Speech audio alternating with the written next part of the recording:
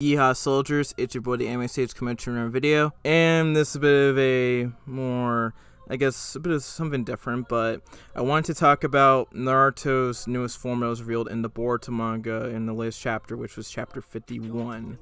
So I guess let's just get into this video.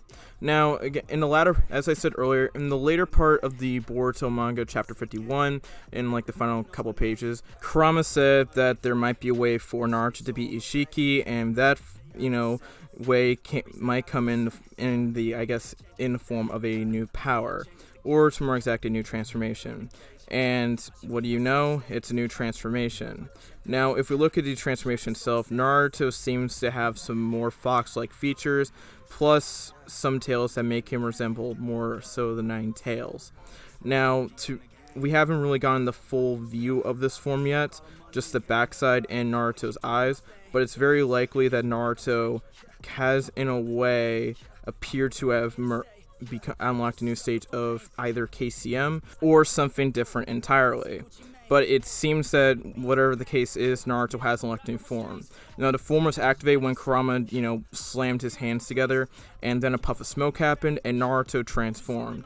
So it's very possible that, again, this is another stage of KCM, or it's very likely that maybe Kurama has somehow maybe merged with Naruto. Who knows? It's very interesting on how this form happened.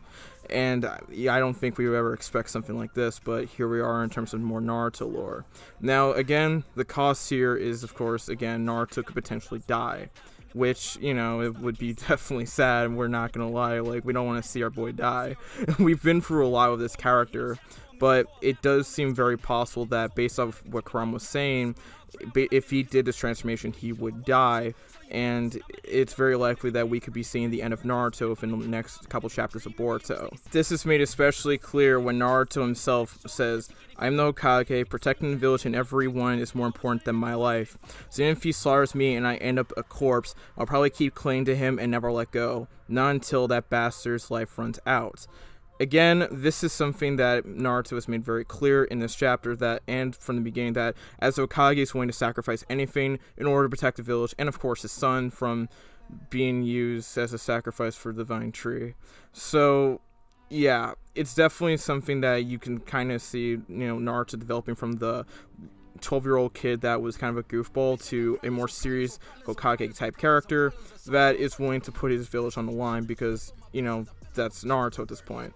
And honestly, it's an interesting development as Naruto, has been, again, preparing for this his entire life.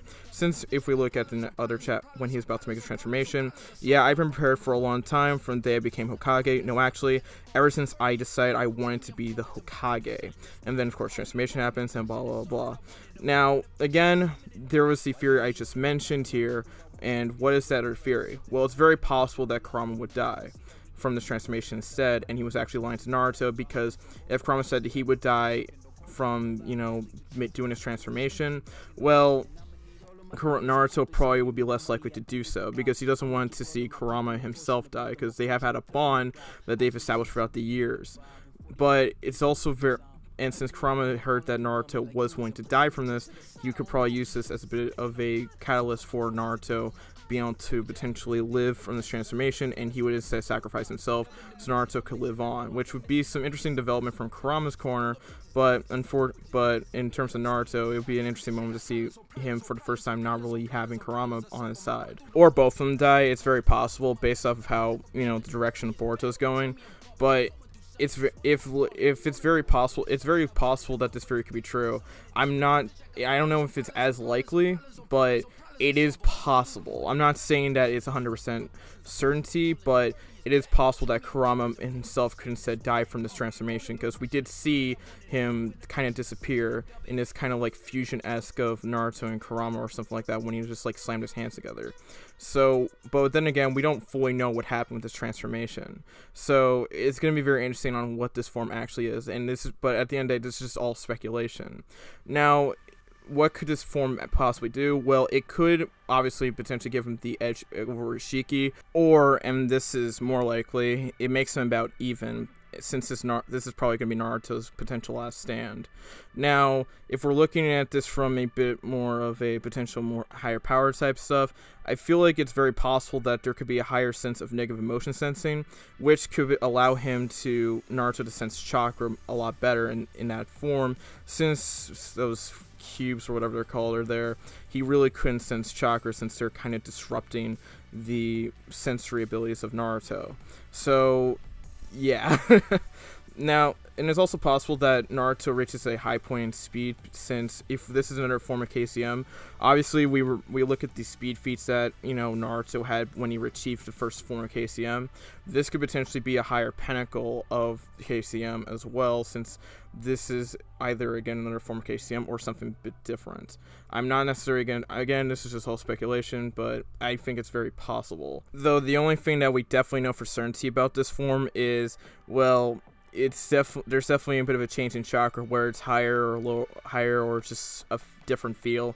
Who knows? But Ishiki himself in the last panel of the chapter, or I guess last page, was like, what's with his chakra? And so there's definitely either a change to the feel of the chakra, or there's definitely a higher level of chakra that's been unlocked here. Which one? Who knows? But it's definitely something different, if you know what I'm saying. I guess the last thing that you guys are probably going to ask me is, if this scene is what we think it is or whatever, would you make what ifs based off of this? And the answer to that is maybe. I don't know enough about this. I don't, and none of us know anything about this form yet, because it just happened, and we're gonna have to wait an entire month of the latest chapter to get some form of information about this form.